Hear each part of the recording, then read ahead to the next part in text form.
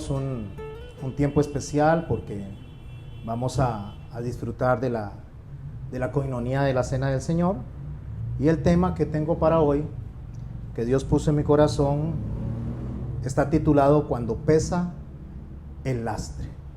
Y me gustaría que cuando vamos avanzando en la reflexión, ustedes mismos vayan tomando aplicaciones de vida para cada uno, en individual. No para el que está a la par, ni para el que se quedó en casa, ni para el que viene más tarde, sino para mí, en personal. O sea, yo voy a agarrar y voy a hacer aplicación de vida de manera individual, para que salgamos todos edificados, porque una de las cosas que Pablo nos enseña a nosotros es a examinarnos a nosotros mismos. A veces duramos o tomamos mucho tiempo examinando a los demás y no nos examinamos a nosotros mismos. Y el principio de una buena relación con Dios es a través de nuestro autoexamen para poder ver a las demás personas de la misma manera que Dios nos ve a nosotros, con misericordia y con compasión.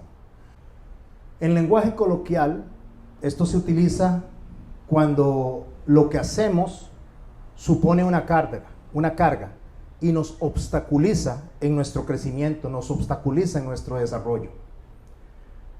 Si ustedes ven los globos aeroestáticos, los globos tienen unas bolsitas, unos saquitos de arena, y eso es para mantener al globo a nivel del piso. Cuando se le da gas o se calienta el globo, se van soltando esos saquitos para que el globo alcance altura, y dependiendo de la altura que se quiera, así es la cantidad de lastre, que son las bolsitas que lo sostienen. Bueno, eso es con lo que corresponde a los globos aerostáticos. Los submarinos lo que hacen es, para poder hundirse, llenan ciertos depósitos de agua, de la misma agua del mar, lo llenan, entonces el submarino se hunde. Y cuando desean salir a la superficie, entonces sueltan eso que se conoce como lastre y el submarino vuelve a emerger, vuelve a salir a la superficie. Así que cuando hablamos del lastre, suponemos, por lo menos en lo que vamos a aprender hoy, suponemos una carga. Eso es lo que suponemos. Y cuando nos pesa el lastre, entonces la pregunta es, ¿qué hacemos? ¿Para dónde vemos? ¿Qué decisiones tomamos? Ejemplo, algunas personas que cuidan a familiares enfermos, muchas veces algunos lo consideran un lastre.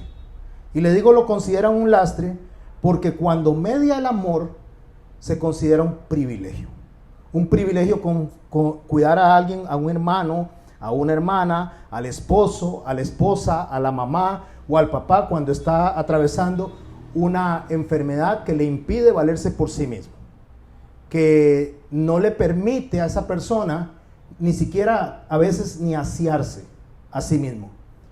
Y a veces hay personas que lo ven esto como una obligación y es porque no hay amor de por medio. Y le digo que lo ven como una obligación porque si pudieran pensar en lo que esa persona está viviendo, que a nadie le gusta que lo aseen, le gusta asearse por sí mismo, a nadie le gusta que le tengan que dar la comida, le gustaría tomarla por sí mismo. Esa independencia que todos queremos manejar se pierde cuando perdemos nuestras facultades de movilidad, incluso nuestras facultades muchas veces hasta de lo que tiene que ver con nuestra mente, como es el caso de las personas que padecen de Alzheimer. Bueno, cuando media el amor, como lo digo, no se considera una carga, sino se considera un privilegio el asistir a una persona. Pero algunas personas consideran lastres no solo eso, sino también el trabajo. Hay gente que está obstinada del trabajo que tiene, en lugar de agradecer el trabajo que tiene, cuando muchas veces hay personas alrededor del mundo, y mayormente hablemos de gente que conozcamos que están deseando tener un trabajo. Pero nosotros, qué trabajo, qué aburrido, no me gusta esto, no me gusta la gente. Bueno, eso se puede considerar un lastre, algo que nos impide avanzar. Una enfermedad, sea cual sea, se puede considerar un lastre. Una persona que le aqueja una enfermedad, entonces ya no se puede mover y dice, este lastre me pesa. O una persona, podría ser que una persona sea considerada como un lastre. Alguien que nos calienta la cabeza, alguien que nos calienta la vida, sea en el trabajo, sea en la escuela, sea en el colegio, sea el vecino. Podría ser que incluso usted tenga un vecino que usted dice, oh, ya esto me tiene cansado, ya esto me tiene cansada, este lastre me pesa mucho. Así que la consideración del peso del lastre y el lastre, en referencia a lo que estoy hablando, es individual para cada uno.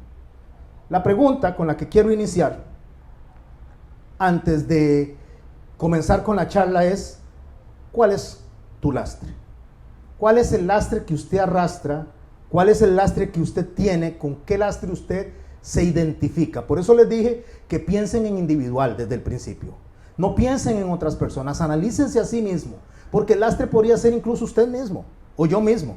Mi forma de hablar, mi temperamento, mi forma de resolver, la forma de tomar las decisiones, eso podría ser un lastre. Para Pablo era un lastre. Él decía: miserable de mí, que lo que quiero hacer no es lo que hago y lo que hago no es lo que quiero.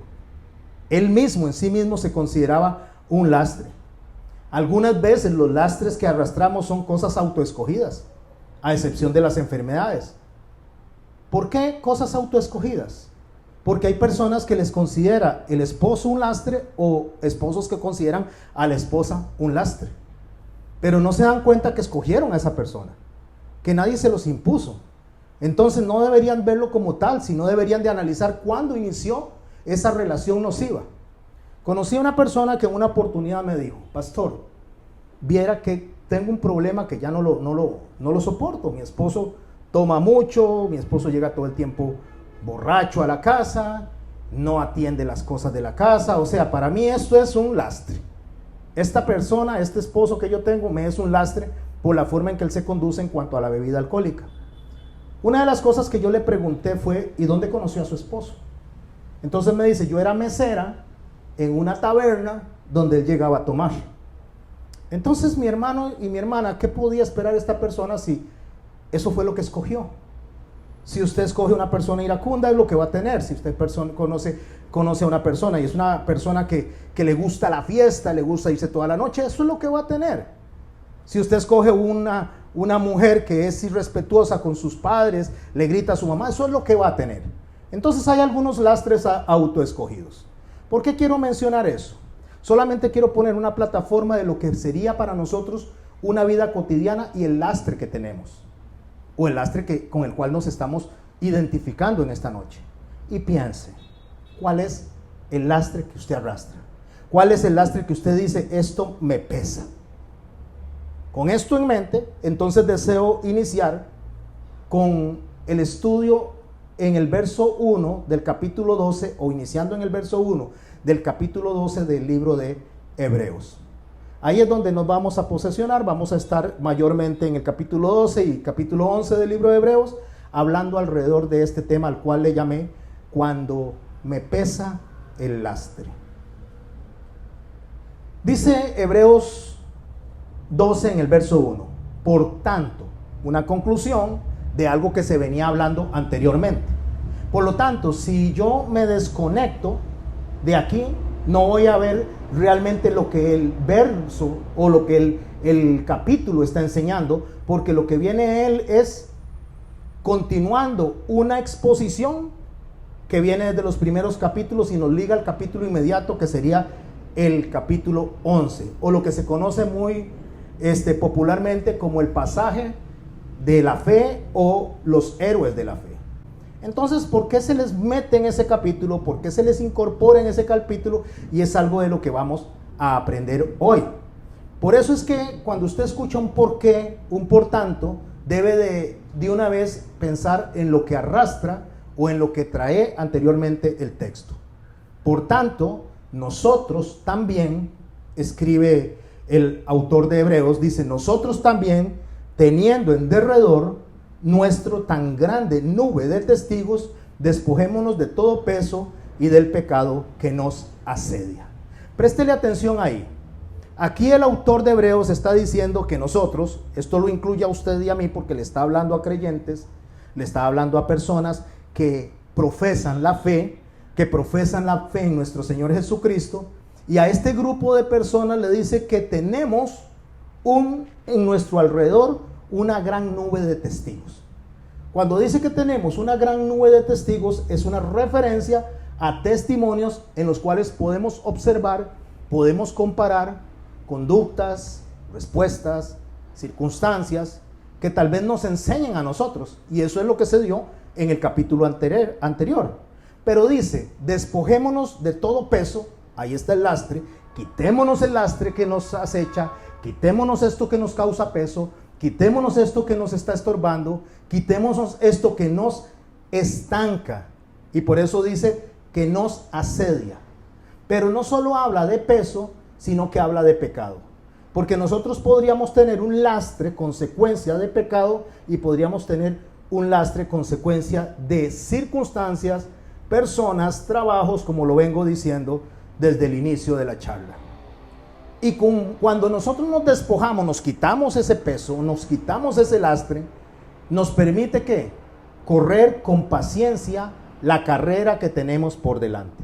O sea, salimos del estancamiento, salimos de lo que nos está estorbando y podemos regresar al camino en el cual en algún día Dios nos llamó y nos propusimos una serie de metas, una serie de esperanzas, una serie de votos, una serie de aspiraciones, pero debido a las cosas que han pasado en nuestra vida, nos detenemos y esto, ya sea por pecado o por circunstancia, nos causa tanto peso que nos detiene en la carrera. Entonces tenemos que despojarnos para poder correr con paciencia esa carrera que tenemos por delante. Comparándonos con qué o con quién. Aunque tenemos todo un capítulo anterior que habla de una serie de personas y ahora lo vamos a abordar, nos indica con quién nos comparamos y en quién fijamos nuestra mirada. Puesto los ojos en Jesús, el autor y consumador de la fe. ¿Qué es el autor? El que inventó la fe, el que dijo cómo era la fe, y consumador es el que practicó y nos dio ejemplo de cómo opera la fe en él, la fe de Jesucristo, el cual, dice el texto, por el gozo puesto delante de él, sufrió la cruz, menospreciando el oprobio. Oprobio es vergüenza, o sea, no dándole importancia a la vergüenza por la cual estaba pasando, se sentó a la diestra del trono de Dios. Ese es el texto que vamos a tener como plataforma para lo que estamos estudiando hoy. Ese, por tanto, como les decía, nos trae del capítulo anterior. Pero para iniciar el capítulo 11, el mensaje dice así: es pues, verso 1 del capítulo 11, es pues la fe, la certeza de lo que se espera, la condición de lo que no se ve. La palabra aquí fe y certeza, viene del griego hupotazo. O sea, lo que significa es un asiento, como que usted agarre una silla y se siente y sobre eso empiece a poner un montón de cosas. O que agarre y ponga una base firme sobre la cual usted va a montar un montón de cosas, una plataforma. Para el caso nuestro sería como poner una roca, una piedra sobre la cual usted va a construir una casa. Es a lo que nuestro Señor se refiere con construir la casa sobre la roca. La casa es su vida, la casa es mi vida. La casa es su familia, la casa es mi familia, la casa es la iglesia. O sea, la casa se refiere a lo que usted va a construir sobre esa roca y es nuestro Señor Jesucristo. Entonces esta palabra lo que indica es que hay que sentar sobre esa pieza firme, sobre esa roca firme, todo lo que nosotros hagamos de ahí para adelante. Algunas personas vienen y toman eso de una manera errada y dicen caminamos por fe y no por vistas. Entonces lo aplican a asuntos materiales, asuntos circunstanciales, asuntos debajo de los cielos. Y Salomón nos advierte a nosotros que todo lo que está debajo de los cielos es vanidad. Y no solo le dice que es vanidad, sino que le llama vanidad de vanidades, o sea, vacío de vacíos. ¿Por qué esta afirmación está mal interpretada? Porque la fe, cuando yo la entiendo y que me dice que tengo que poner los ojos en Cristo y fundamentarme en Él, lo que Él hizo, es que es lo único que me puede sostener a mí para mantenerme firme en la carrera, continuar en la carrera y llegar a la etapa final de la carrera. Porque si yo deposito mi fe en otra cosa que no sea Jesús, si yo pongo mi fe en otra cosa que no sea Jesús, mi carrera va a estar estancada y muy probablemente me voy a desviar del sendero en el cual el Señor me llamó a caminar.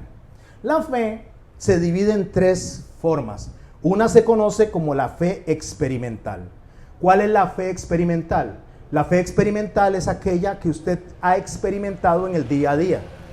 Si nosotros vemos que el sol sale a las 6 de la mañana, 5:30 todos los días aquí en Alajuela, la experiencia me dice a mí que mañana el sol va a salir a la misma hora, que pasado mañana el sol va a salir a la misma hora. Si yo le digo a ustedes que se suban al balcón y se tiren de cabeza y que no les va a pasar nada, ustedes no se van a tirar porque van a decir, la fe experimental me dice que en una altura como esta me voy a matar, me voy a quebrar o voy a salir lesionado. La fe experimental me dice a mí y me ayuda a poder tener cuidado en cada una de las decisiones que yo tomo, pero es porque ya yo he vivido ciertas circunstancias o he visto vivir a otros ciertas circunstancias. Esa fe no es, cuando dice no vivimos por vista, se refiere a una de esas fes. ¿Por qué? Porque cuando yo veo y aprendo, entonces esa no es la fe que me guía. Porque esa fe no me va a sostener. Porque cuando las cosas no son como a mí me parecen, las cosas no son como yo creo que sería lo mejor, entonces mi camino se desvía.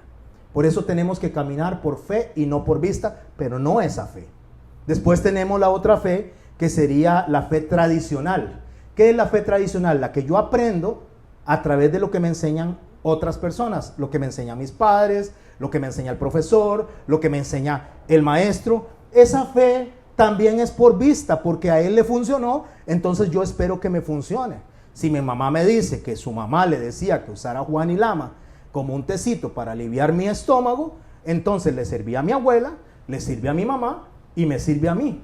Pero resulta que esa fe también es por vista, es por los sentidos, porque falla, porque cuando la Juan y Lama no me sirve, porque resulta que no me alivia el estómago, entonces ya yo me decaí, ya yo me siento triste y no me funciona. Aquí en Costa Rica tenemos, bueno, digo Costa Rica porque aquí vivo, aquí vivimos, pero tenemos la particularidad de que aquí todo el mundo se automedica y medica a los demás, según su experiencia, según lo que siente. Y todos los organismos son diferentes, todos los cuerpos son diferentes. Por lo tanto, lo que a mí me hace bien, a otro le puede ocasionar la muerte. Y lo que a otro tal vez le ocasiona la muerte o lo mató, a mí me podría aliviar. Por lo tanto, yo no puedo moverme por esa fe porque es de sentidos y es de vista. Y tenemos la tercera fe, que es la fe expectante. ¿Qué es la fe expectante? Es aquella fe que no se mueve ni en la experiencia, ni se mueve tampoco en lo tradicional. No se mueve en lo conocido, se mueve en algo que yo no he experimentado, en algo que no he visto, en algo que no he vivido, en algo que alguien me dijo, pero todavía absolutamente nadie puede dar fe de eso. La fe expectante justamente consiste en poner los ojos en Cristo como autor y consumador de la fe, porque dice que me va a llevar al final y que al final de la carrera Él me va a permitir a mí accesar al Padre gracias a que Él hizo el trabajo de cumplir la justicia de Dios. Y eso es fe expectante, es que creer que por lo que Él hizo es suficiente para que yo sea salvo. O sea, es creer en la salvación que Él me dio, no por lo que yo soy, no por lo que yo hago, sino por lo que Él hizo en mí. Eso es fe expectante. Pero también tenemos el problema dentro de las fes por vistas, que son las fes, o la fe, mejor dicho, la fe por vista es aquella fe que nos pone a nosotros en tela de dudas cuando no tenemos de una manera pragmática un comprobante de lo que se está diciendo es cierto. En Juan 20, en el verso 24, leemos un texto donde Tomás no estaba con los apóstoles cuando el Señor Jesús se les había presentado después de resucitado. Entonces los hermanos, todos los hermanos le dicen a Jesús, mire, ya vino el Señor Jesucristo, resucitó, y él no creyó que él había resucitado. Él dijo que para poder saber que él resucitó y para poder creer, él necesitaba verlo. O sea, tenía que moverse por vista, tenía que moverse por lo que él podía experimentar, tenía que poder verse por lo que él podía tocar. Dice el verso 24, pero Tomás, uno de los 12, llamado Dídimo, Dídimo es gemelo, no estaba con ellos cuando Jesús vino. Le dijeron pues los otros discípulos: al Señor hemos visto. Y él les dijo: si no viere en sus manos la señal de los clavos, y metiere mi dedo en el lugar de los clavos, en su costado, no creeré. 8 días después estaban otra vez sus discípulos dentro, y con ellos estaba Tomás. Llegó Jesús, estando las puertas cerradas, y se puso en medio y les dijo: paz a vosotros. Luego dijo a Tomás: pon aquí tu dedo y mira mis manos, y acerca tu mano y métela en mi costado, y no seas incrédulo, sino creyente.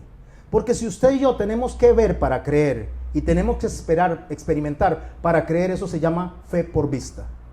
Y el Señor dice que nosotros no caminemos por vista, caminemos por fe. Continúa diciendo el verso 28, dice: entonces Tomás respondió y dijo: Señor mío y Dios mío. Jesús le dijo: porque me has visto, Tomás, creíste. Bienaventurados los que no vieron y creyeron.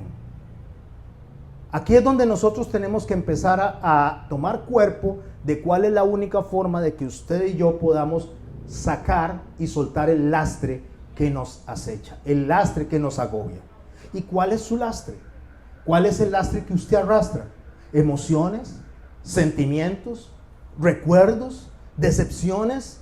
¿Cuál es el lastre que usted tiene en el día a día que le arrastra?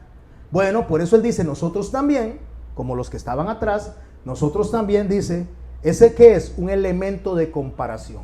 De la misma manera que estas personas que están allá atrás, despojémonos de todo peso de pecado que nos acecha, o de todo peso que nos acecha. Cuando dice teniendo en derredor nuestro tan grande nube de testigos, se está refiriendo también al capítulo 11 del libro de los Hebreos, donde menciona a Abel, Enoc, Noé, Abraham, Isaac, Jacob, Sara, Moisés, Rahab, que dice que por fe conquistaron reinos, verso 32 del capítulo 11, hicieron justicia, alcanzaron promesas, taparon bocas de los leones, apagaron fuegos impetuosos, evitaron filo de espada, sacaron fuerzas de la debilidad, se hicieron fuertes en batalla, pusieron en fuga ejércitos de extranjeros. También dice que otros fueron atormentados. En el verso 36 dice que otros experimentaron vituperios y azotes, y a más de esto, prisiones y cárceles. Todas esas personas. Y esto pudo haberles apagado su fe por vista, porque entonces decían ellos: ¿y dónde está nuestro Dios? Ellos pudieron haber dicho: y ahora, entonces, ¿dónde queda lo que yo creo? ¿Dónde queda lo que he sido enseñado? Pero para más, sigue añadiendo el verso 37. Fueron apedreados, aserrados, puestos a prueba, muertos a filo de espada, anduvieron de acá para allá, cubiertos de pieles, de ovejas, de cabras, pobres, angustiados, maltratados. Y el verso 38 nos da una declaración sobre ellos, de los cuales el mundo no era digno. Y todos estos, hablando de toda esa lista de personas, aunque alcanzaron buen testimonio mediante la fe, y subraye la palabra testimonio, ¿cuál es el testimonio? ¿De quién es el testimonio que alcanzaron? No recibieron lo prometido. ¿Quién es el prometido? Jesús. No lo recibieron. Usted y yo lo recibimos. Ellos tenían una fe hacia el frente, expectante en lo que había de venir. Nosotros tenemos una fe en el que ya vino y expectante en que ha de volver. Y no recibieron lo prometido porque dice el verso 40 que proveyendo Dios alguna cosa mejor para nosotros, para que no fuesen ellos perfeccionados aparte de nosotros, lo cual nos une a ellos y a ellos a nosotros. ¿En quién?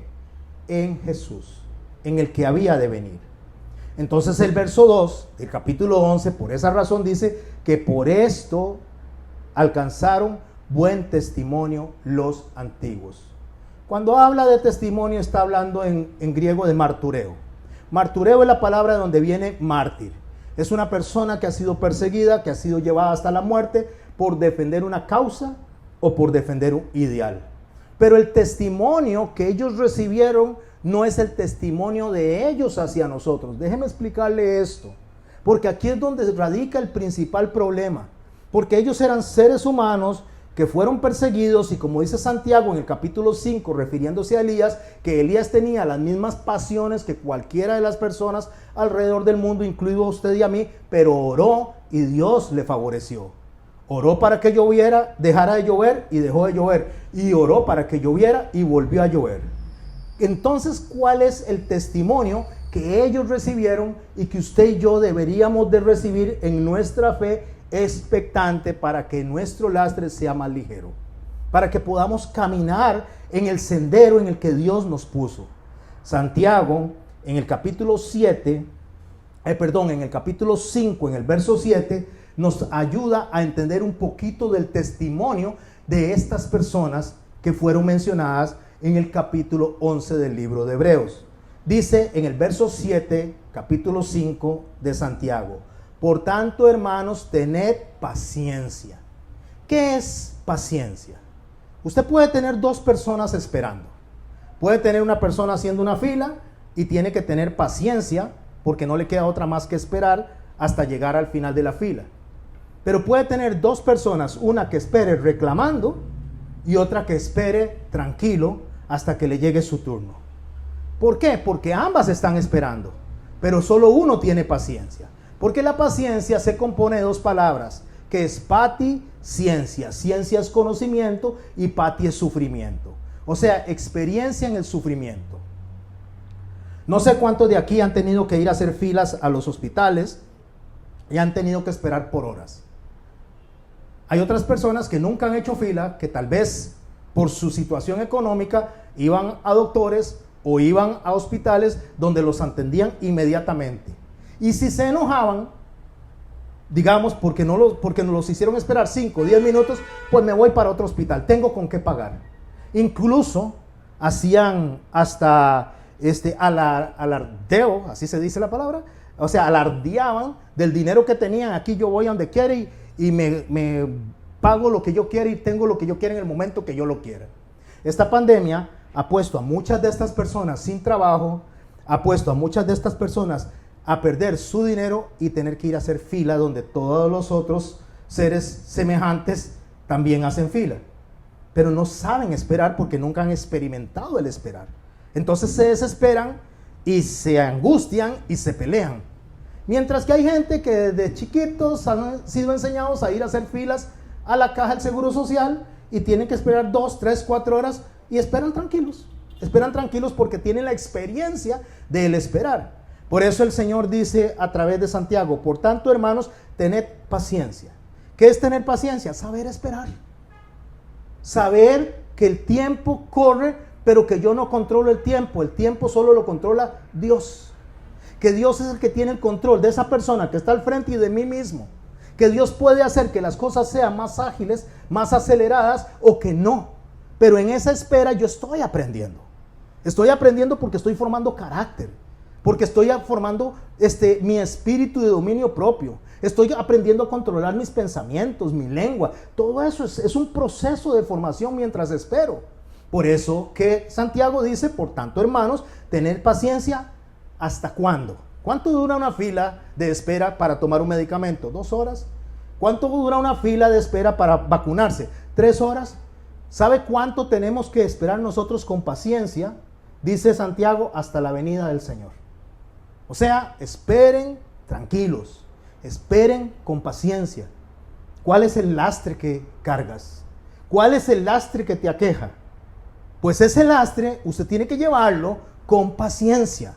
Cuando significa con paciencia es saber llevarlo y saber despojarse de ese lastre, porque el lastre hay que irse despojando, pero de una manera con sabiduría, con entendimiento y con el propósito de construir y edificar sobre la roca. Para que esto que yo estoy quitando no disminuya, no lesione, no dañe al cuerpo de Cristo, sino edifique al cuerpo de Cristo mientras yo estoy soltando el lastre. Porque usualmente el lastre es mis sentimientos, mis emociones, más que lo que el otro está haciendo. El otro no tiene control de mis emociones. Yo tengo control de mis emociones. Yo puedo soltar esas emociones de una manera progresiva hasta que aprenda a tener paciencia. ¿Hasta cuándo? Hasta la venida del Señor. Y continúa diciendo Santiago, mirad cómo el labrador espera el precioso fruto de la tierra, aguardando con paciencia hasta que reciba la lluvia temprana y tardía. Tened también vosotros paciencia y afirmad vuestros corazones. Afirmar el corazón es ponerlo en un lugar firme. ¿Cuál es el lugar firme que tenemos que ponerlo? Sobre la roca. ¿Quién es la roca? Jesús. Entonces, puestos los ojos en Cristo, que es el autor y consumador de la fe. Porque la venida del Señor se acerca. Hermanos, no os quejéis unos contra otros. ¿Alguien se ha quejado de algún hermano? No levante la mano, no me diga, es un análisis suyo, personal. Pero ¿se ha quejado usted de algún hermano? ¿Se ha quejado del pastor?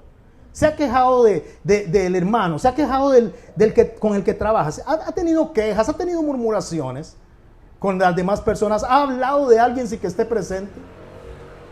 ¿Cuántas rayitas? Un ejercicio que estamos haciendo en el día a día, que cuando usted habla de alguien ponga una X y cuando usted no habla en todo el día de alguien ponga una rayita. ¿Por qué? Porque Santiago también dice en su capítulo de la lengua que todos ofendemos, y eso lo incluye a usted y a mí todos, y no una vez, sino muchas veces. Y que la lengua es muy difícil de controlar. Es más, no dice difícil, dice imposible de controlar. Que inflama y es inflamada por el mismo infierno. Que de esa lengua sale bendición y sale maldición. Sale agua dulce y sale agua amarga. ¿Y cómo controlamos eso? Por eso es que Pablo dice esas palabras tan maravillosas cuando él dice, miserable de mí, porque lo que quiero hacer no es lo que hago y lo que hago no es lo que quiero, entendiendo que su humanidad no le deja avanzar y ese lastre que es su conducta lo viene arrastrando, pero tiene que tener paciencia. ¿Hasta cuándo? Hasta la venida del Señor. ¿Y cómo yo sé que él tiene que tener paciencia? Porque Dios se lo dijo, bástate en mi gracia. O sea, Pablo, entienda, usted es un ser humano que se equivoca, un ser humano que está luchando con su naturaleza y que yo le estoy enseñando. Pero cada vez que caiga, agárrese de mí, agárrese de mi gracia. Ponga los ojos en mí, autor y consumador de la fe. ¿Por qué? Porque la venida del Señor está cerca, se acerca. ¿Quiénes creen que el Señor está cerca? ¿Quién dice amén? Y usted no se imagina cuán cerca está. Pero eso lo vienen diciendo desde hace años. Lo vienen diciendo desde el año 50. Y en el 50 incluso hubo que llamarle la atención a los de Gálatas porque no querían trabajar. No, mis hermanos, es que las fiestas, lo que tiene que ver con los tiempos y las ocasiones, como lo dice Pablo, nos enseñan a nosotros que el tiempo se está cumpliendo, que el Señor está tan cerca, más de lo que usted y yo nos imaginamos. Porque para usted y para mí, los creyentes, ya no hay profecías que falten más que una. Ya todo está cumplido. Solo hay una profecía que nos falta a nosotros cumplirse, y es su venida. Y para el resto de la humanidad, habrán otras, como es la destrucción, como es el castigo, como es el lloro y el crujir de dientes. Pero para usted y a mí, solo nos falta que Él venga, que se abra desde el oriente hasta el occidente, de par en par el cielo, y le podamos ver a Él venir como Rey de Reyes y Señor de Señores a tomar lo que a Él por derecho le pertenece. Eso es lo que falta, nada más. Así que no se quejen unos contra otros, dice, no os quejéis, no hablen, no critiquen, no se quejen, para que no seáis condenados. He aquí el juez está delante de la puerta. ¿Quién es el juez? Jesús. Hermanos míos, tomad como ejemplo de aflicción y de paciencia. Aquí viene el ejemplo al cual yo me refería, de esas personas que tienen testimonio. ¿Testimonio de quién? ¿O es que ellos son testimonio para nosotros? Tomad como ejemplo de aflicción y paciencia a los profetas que hablaron en el nombre del Señor. He aquí, dice el verso 11, tenemos por bienaventurados a los que sufren. ¿Habéis oído de la paciencia de Job? Y habéis visto el fin que del Señor, que es muy misericordioso y compasivo. Vea, mi hermano, usted analiza y ve la paciencia de Job y dice, wow, este Job es un ejemplo para mí. Job es un ejemplo para seguir. Pero si usted lee el libro de Job, en más de una ocasión Job empezó a quejarse. No de una manera explícita, pero sí de una manera implícita. ¿Por qué? Porque él no sabía lo que estaba pasando. Usted y yo tenemos todo el libro. Él iba en el día a día. Pero aquí lo que está rescatando Santiago no es a Job, sino la misericordia y la compasión de Dios para llevar a Job a buen término. No es usted ni soy yo los héroes de este lugar. No somos usted y yo los que salvamos a la gente. No es por nuestra predicación, no es por nuestra palabra, no es por lo que hacemos. Es única y exclusivamente por la misericordia y la compasión del Señor Jesucristo sobre nosotros. Eso nos sostiene en el camino. Porque si no fuera por Él, si no fuera por lo que Él hizo, si no fuera por lo que Él prometió, usted y yo no estaríamos aquí hablando de Él. Él es el que nos extendió la mano. Él es el que nos subió a la barca. Él es el que nos dijo, vete en paz y no peques más.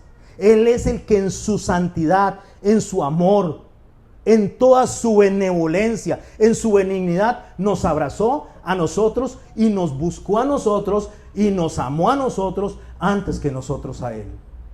Por eso es que Santiago continúa diciendo, pero sobre todo, hermanos míos, no juréis ni por el cielo, ni por la tierra, ni por ningún otro juramento, sino que vuestro sí sea sí y vuestro no sea no, para que no caigáis en condenación. O sea, no hablen más de la cuenta. No usen palabras más de la cuenta. Cuando usted tenga que decir algo, dígalo y limítese al reclamo que tiene que hacer o limítese a la exposición que tenga que hacer. No abuse de las palabras, porque más de esto de mal procede, dijo nuestro Señor Jesucristo. Cuando usted y yo hablamos más de la cuenta, lo que hacemos es ofender. Cuando hablamos más de la cuenta, lo que hacemos es meternos en más problemas. Cuando hablamos más de la cuenta, pecamos y nos ponemos en estado de condenación. Eso es lo que le está diciendo. Por eso es que en el Hebreos capítulo 12, verso 1 nos dice, despojémonos de todo peso y del pecado que nos asedia. ¿Cuál es el peso? ¿Cómo quito yo el lastre ese? ¿Cuál es entonces lo que yo tengo que quitar para viajar ligero? ¿Qué es lo que tengo que hacer para que el submarino vuelva a flotar? ¿Qué tengo que hacer para botar para que el globo pueda dirigirse hacia el cielo y pueda navegar? Navegar se dice, para que pueda volar, moverse. Ahora la pregunta es, ¿qué causa el mayor peso en nosotros? ¿Qué es lo que yo tengo que hacer para que ese peso se aliviane? Él lo dijo en el verso 5, en el capítulo 5, verso 9. Hermanos, no os quejéis unos contra otros para que no seáis condenados. ¿Sabe qué es el mayor peso que tenemos nosotros? ¿Cuál es el mayor lastre que tenemos nosotros? Entre los que ya usted pensó. La lengua. La forma en que hablamos. La forma en que comunicamos nuestro disgusto. La forma en que tratamos a las personas cada vez que nos sentimos ofendidos. Porque en lugar de hablar como Cristo, donde debemos de poner los ojos, en lugar de seguir a Cristo, en donde debemos de poner nuestra meta, dejamos que sea nuestra justicia la que resuelva. Dejamos que sea nuestra forma de decir. Dejamos que sea la forma nuestra de hablar, en lugar de poner los ojos en Cristo. En Jesús tenemos una carrera, que es la santificación. En Jesús tenemos un objetivo y una meta, y es alcanzar la estatura del varón perfecto, en el cual debemos nosotros fijar nuestra mirada. Porque una cosa es ser salvo, mi hermano, y otra cosa es poner los ojos en Cristo. Son dos cosas muy diferentes. Porque salva la persona puede ser y comportarse incorrecto delante de Dios. A veces, aunque hemos sido redimidos, nuestra mirada continúa puesta en el mundo, en cómo resuelve el mundo. Entonces el mundo crece, el mundo evoluciona, algunas personas se llenan de dinero, algunas personas se les resuelve todo y usted dice, ¿yo por qué no? Si yo amo al Señor y yo tengo fe en el Señor, pero estoy caminando por vista, por lo que ellos están haciendo. Estoy caminando por vista, no por lo que el Señor me prometió. No estoy confiando en la fe expectante que no se mueve por la experiencia, ni se mueve por la tradición. Se mueve por lo que Dios dice que va a pasar. Y si Dios dijo que va a pasar, mi hermano y mi hermana, va a pasar. Y si Dios dijo que Él iba a destruir este mundo, esta tierra, no importa si usted vuela en helicópteros, no importa cuántas campañas haga, no importa cuántas marchas haga, lo que Dios dijo va a pasar.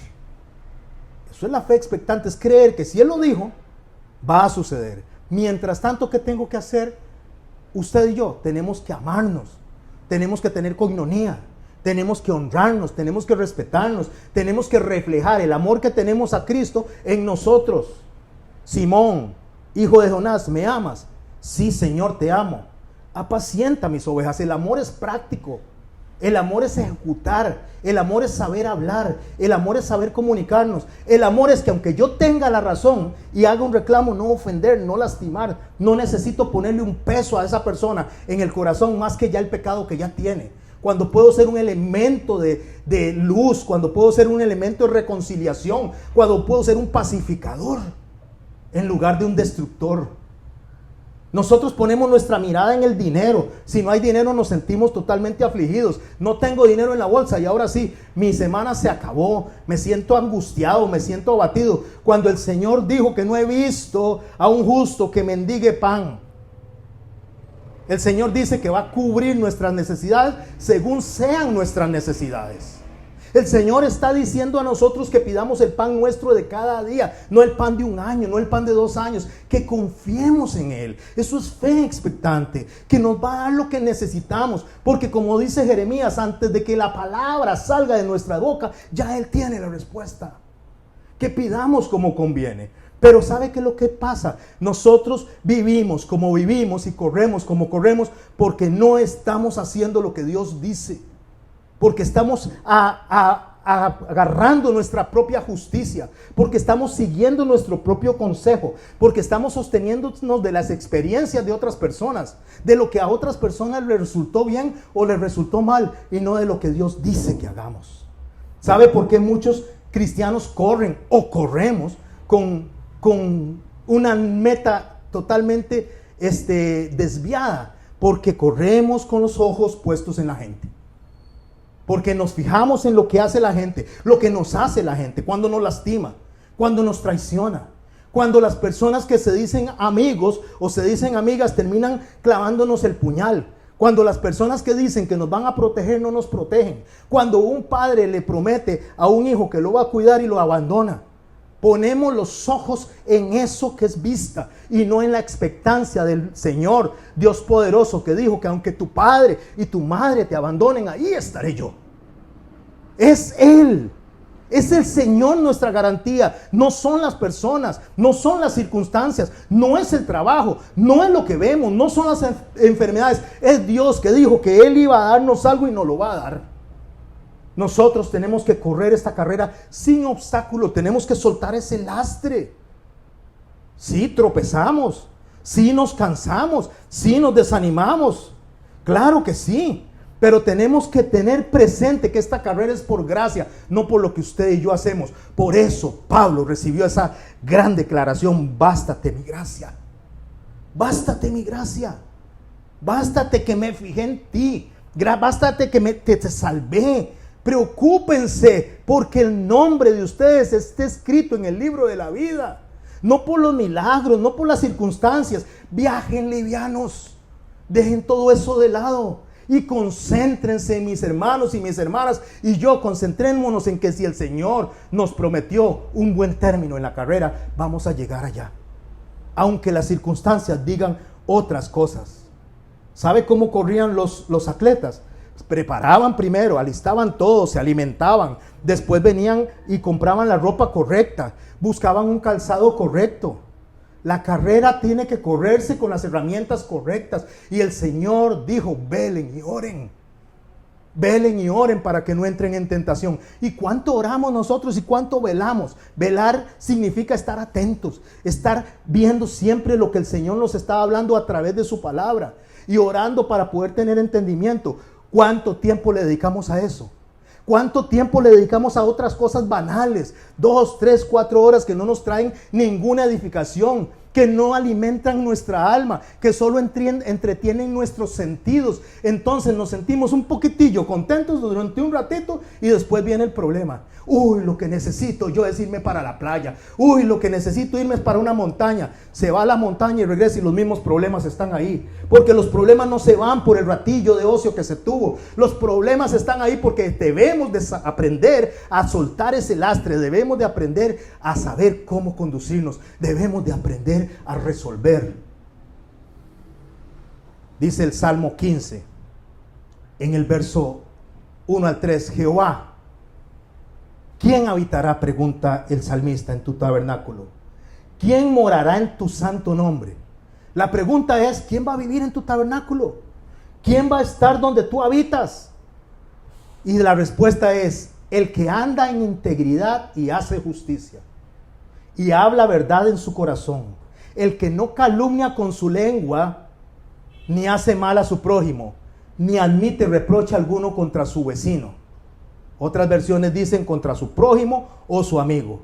Pero la pregunta, ¿quién de nosotros calza en esa descripción? ¿Quién habitará en el monte de Jehová? El que anda en integridad. ¿Quién anda en integridad aquí? Yo no soy Dios, pero yo le puedo decir que nosotros no somos íntegros. Y no somos íntegros porque un día hacemos una cosa y otro día otra. Un día decimos una cosa y otro decíamos otra. Un día abrazamos y amamos y otro día estamos enojados y odiamos. O casi odiamos. Entonces al final de cuentas nosotros no somos íntegros. Tenemos un pie a un lado y otro pie al otro. Entonces eso me descalifica. El que hace justicia, ¿quién es justo? ¿Quién hace justicia aquí? ¿Quién hace justicia de los que me están oyendo? Solo Dios es justo.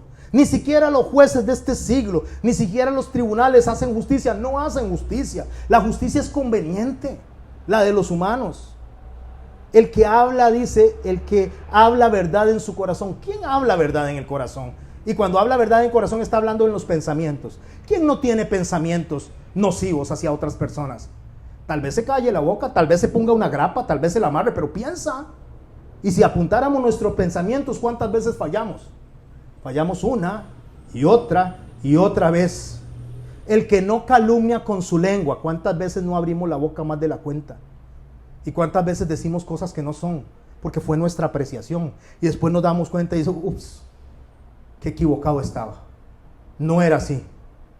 Ni hace mal a su prójimo, ni admite reproche alguno contra su vecino. Ni admite reproche alguno contra su vecino o su hermano. ¿Cuántos cuando alguien le llega a hablar de otra persona le dicen, no, un momentico, a mí no me venga a hablar mal de él? Aquí no me venga a hablar mal de ella. No critique a esa persona delante de mí porque no está presente. Si quiere hablar de ella, hable cuando esté presente. ¿Cuántos hacen eso? No, le seguimos la corriente más bien. De alguna u otra forma seguimos la corriente. Así que nosotros no calificamos ahí. Solo hay uno que califica. Y en ese tenemos que poner los ojos. Porque es el único que dice que es digno de habitar en el tabernáculo del Señor. Entonces, para correr la carrera tenemos que despojarnos de ese peso que nos estorba y podríamos ser nosotros mismos. Nosotros somos la carga, nosotros somos el peso, nosotros somos el lastre, porque nosotros queremos resolver a nuestra propia justicia. Y el Señor dice, no resuelvan a su justicia. Consideren, verso 3 del capítulo 12 de Hebreos, consideren aquel que sufrió tal contradicción de pecadores contra sí mismo, para que vuestro ánimo no se canse. ¿Qué es lo que está diciendo? Compárense con él.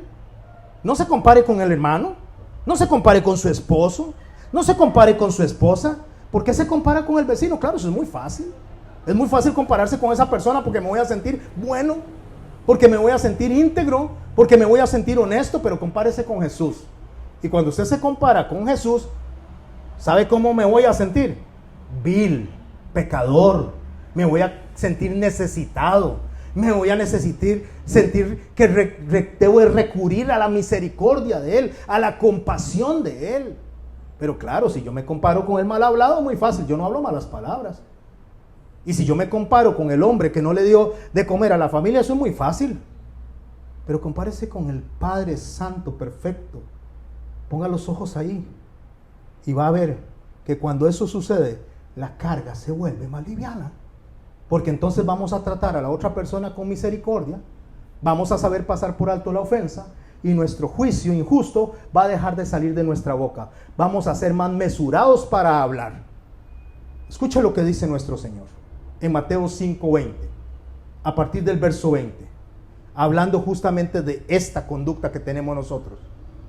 Porque os digo que si vuestra justicia no fuere mayor que la de los escribas y los fariseos, no entraréis en el reino de los cielos. ¿Qué era lo que ellos se sentían? Mejor que los demás. Y si su justicia no es mejor que esa, entonces no van a entrar en el reino de los cielos.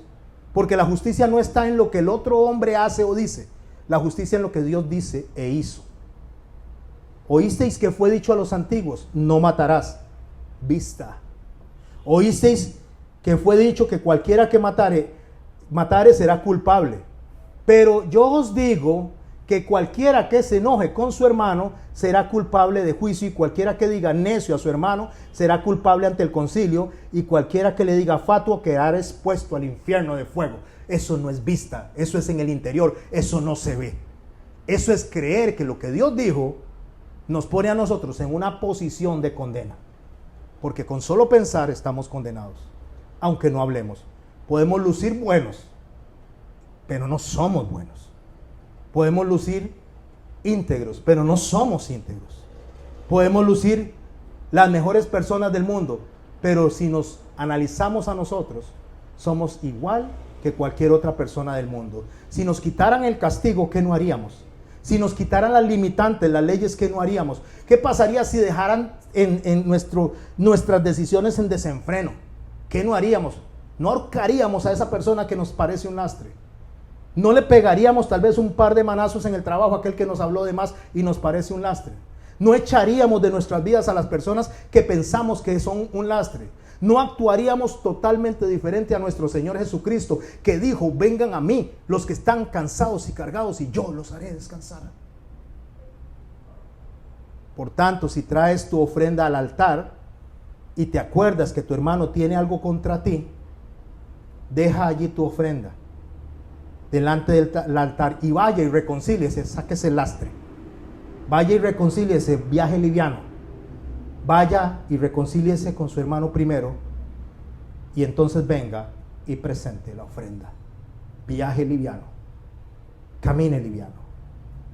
Así que cuando el lastre esté sobre nosotros, recordemos lo que dice Salomón en Eclesiastés capítulo 12, que un día, que no está muy lejos, van a pedirnos cuenta de lo que somos, y a ese no lo vamos a engañar. Podemos engañar a todos los de alrededor, podemos aparentar a todos los de alrededor, podemos querer ser justos en los de alrededor cuando en realidad no somos justos. Y entonces en Eclesiastés capítulo 12 Salomón dice: ahora, hijo mío, a más de esto sea amonestado. Quiero cerrar así, o quiero empezar a cerrar así esta enseñanza de hoy, igual que Salomón. A más de esto, o sea, ya hablé suficiente por hoy.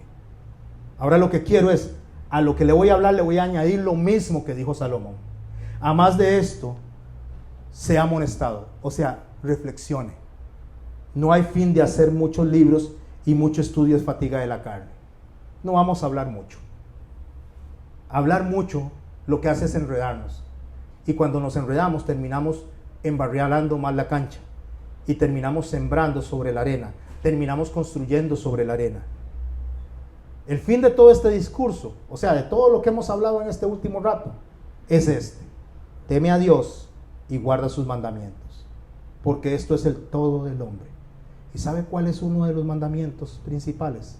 O el principal mandamiento: amarás a Dios con todas tus fuerzas, con toda tu mente, con todo tu cuerpo, y a tu prójimo como a ti mismo. En esto se basa toda la ley y los profetas. Porque Dios, verso 14, traerá toda obra a juicio juntamente con toda cosa encubierta, sea buena o sea mala. ¿Cuándo va a traer a juicio todo? ¿Cuándo nos va a llamar a cuentas? ¿Cuándo es que nuestro Señor va a venir delante de nosotros y nos va a decir: este es el tiempo y esta es la hora? ¿Vienes liviano o vienes cargado? ¿Dejaste el lastre o te lo trajiste contigo? Porque la muerte toca a la puerta de nuestras vidas todos los días. Y en cualquier momento nuestra vida va a cambiar. Y en cualquier momento nos vamos a ver postrados en una cama necesitando de las personas que considerábamos lastre. Porque al final de cuentas, quien determina quién está bien y quién está mal es Dios, nadie más. Entonces, mi hermano y mi hermana, cuando usted se encuentre con eso, recordemos que el Señor está a las puertas. Pero les voy a dar un tip, les voy a dar un regalo, les voy a dar un obsequio, no mío, de Dios, en la compasión de Dios. ¿Sabe por qué, mi hermano y mi hermana? Porque en este verso que voy a leer es donde usted y yo tenemos que poner nuestra fe expectante y creer que lo que aquí dice es verdad y creer que esto va a pasar y no está muy largo. Estamos cerca. El 7 de septiembre de este año iniciamos un año sabático. El 7 de septiembre de este año hasta el 25 de septiembre del otro año, la tierra entra en un proceso de tranquilidad para después nuevamente soltar todas las plagas que el Señor va a permitir sean soltadas porque Él está a las puertas. ¿Qué vamos a hacer?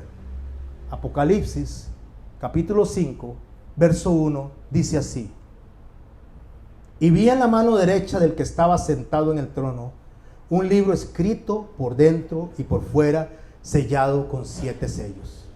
¿Quién estaba sentado en el trono? El único digno de estar en el tabernáculo de Dios. Y en la mano derecha del que estaba sentado en el trono, escrito un libro por dentro y por fuera, sellado con 7 sellos. Y vi a un ángel fuerte que pregonaba a gran voz. ¿Sabe qué gritaba el ángel? ¿Quién es digno de abrir y desatar sus sellos? ¿Hay alguien digno aquí de abrir y desatar los sellos del libro de la vida, del libro del Señor? Nadie. Y ninguno, ni en el cielo, ni en la tierra, ni debajo de la tierra podía abrir el libro, ni aún mirarlo. Juan se estaba dando cuenta de la necesidad tan enorme que tenemos del Señor, porque ni en el cielo, ni en la tierra, ni debajo de la tierra había nadie digno de abrir el libro. Y eso le hacía llorar, porque no se había hallado a ninguno digno de abrir el libro, ni de leerlo, ni de mirarlo. Y uno de los ancianos me dijo: no llores. He aquí el león de la tribu de Judá, la raíz de David, ha vencido para abrir el libro y desatar sus sellos. Y miré y vi en medio del trono y de los 4 seres vivientes y en medio de los ancianos estaba en pie un cordero como inmolado, que tenía 7 cuernos y 7 ojos, los cuales son los 7 espíritus de Dios enviados por toda la tierra. Y vino y tomó el libro de la mano derecha del que estaba sentado en el trono, porque estaba dispuesto a hacer juicio en la tierra. Y este rey, este Señor, este Cordero inmolado tomó el libro para poder atestiguar de nosotros, para poder dar testimonio, no de lo que hemos hecho, no de lo que haremos, sino de lo que Él hizo para poder estar ahí nosotros. Porque nosotros no somos dignos, porque nosotros necesitamos de Él. Y cuando hubo tomado el libro, los 4 seres vivientes y los 24 ancianos se postraron delante del Cordero. Todos tenían arpas y copas de oro llenas de incienso, que son las oraciones de los santos.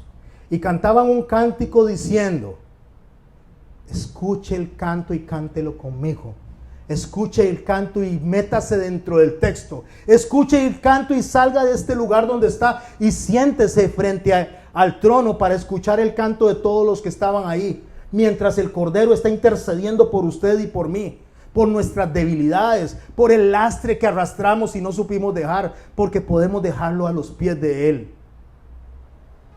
Digno eres de tomar el libro y de abrir sus sellos, porque tú fuiste inmolado y con tu sangre nos has redimido para Dios de todo linaje, lengua, pueblo y nación, y nos has hecho para nuestro Dios reyes y sacerdotes, y reinaremos sobre la tierra. Y miré y oí una voz de ángeles alrededor del trono.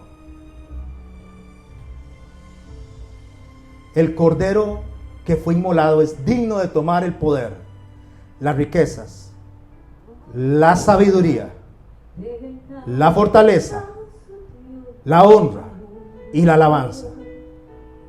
Y todo lo creado, mis hermanos, en el cielo, sobre la tierra, debajo de la tierra y en el mar, y todas las cosas, les oí decir: al que está sentado en el trono y al Cordero sea la alabanza, la honra, la gloria y el poder por los siglos de los siglos. Y como dijeron todos, amén. Póngase de pie, mi hermano. Póngase de pie, mi hermana, y adore. Suelte el lastre.